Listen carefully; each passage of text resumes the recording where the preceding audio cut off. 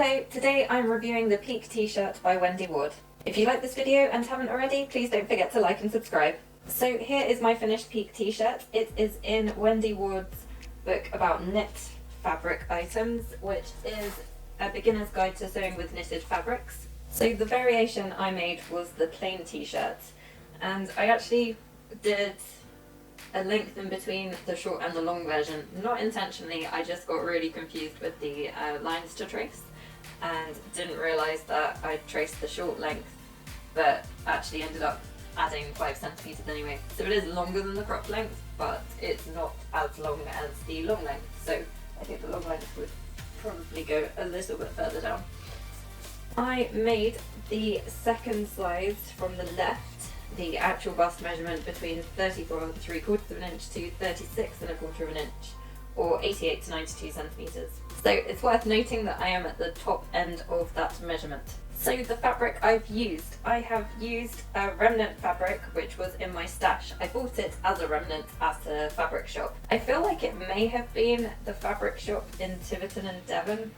It's called Morbers, I think. Anyway, I think it's a Ponte Roma fabric, or it's definitely quite thick. It's quite hard to tell which side is which. It looks pretty much the same on both sides, and it's quite thick for a knit, so it was very stable to work with. If you did see my video last week, you would have seen me constructing this top and a glimpse of the final result.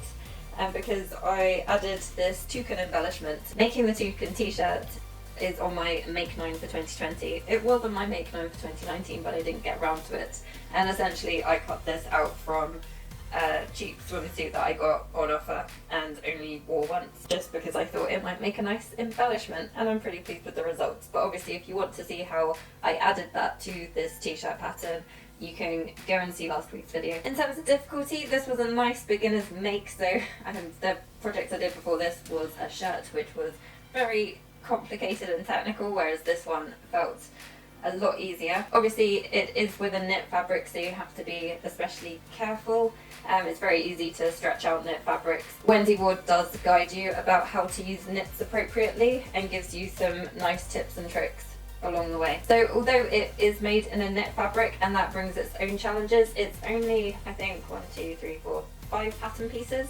The hardest part is probably adding the neckbands, because even with the sleeves, they're a lot easier to attach, in my own opinion, than with woven fabric. In terms of clarity, I found Wendy Ward's instructions were nice and clear. She's got lovely illustrations to demonstrate every point. It's worth noting that I did just make the basic t-shirt, so there are other variations where you can use remnants of fabric, to add some little patches onto the front of your top. So I don't know how clear that is. From a glance they look fine, but obviously you might want to check that out. I'd say the most confusing part to me, although it probably is mainly my fault, was tracing it out, because I did slip up on that. All of the patterns are colour coded on the sheets, but some spill over to another sheet, so you have to trace part of the pattern piece and then you have to find the other section of it, line it up, and then trace the other half of it. So it's not the easiest one to set yourself up for. You do need to add that bit of time and really concentrate when you do create your pattern pieces at the beginning, which obviously I slipped up on by cutting the wrong size. So the design and fit, as you see, it's quite a loose fit t-shirt. I mentioned earlier that I'm at the top range of the bust measurement for the size I made. I think it fits really well actually on my shoulders, so I'm really happy with that. I'm not sure if I'd been at the lower end of the sizing whether that I would have found this a bit too baggy, but actually this amount of loose fittedness is fine for me anyway, because I really like wearing loose fit clothes anyway. Obviously if you're not a fan of loose fit items, it might not be the pattern for you, but saying that, even if you don't wear clothes like this out and about, it would make a lovely pyjama top, which I'm very tempted to do. I didn't actually realise how high up the neckline was, but yeah, I'm really surprised actually, because it sits above my collarbone, I think.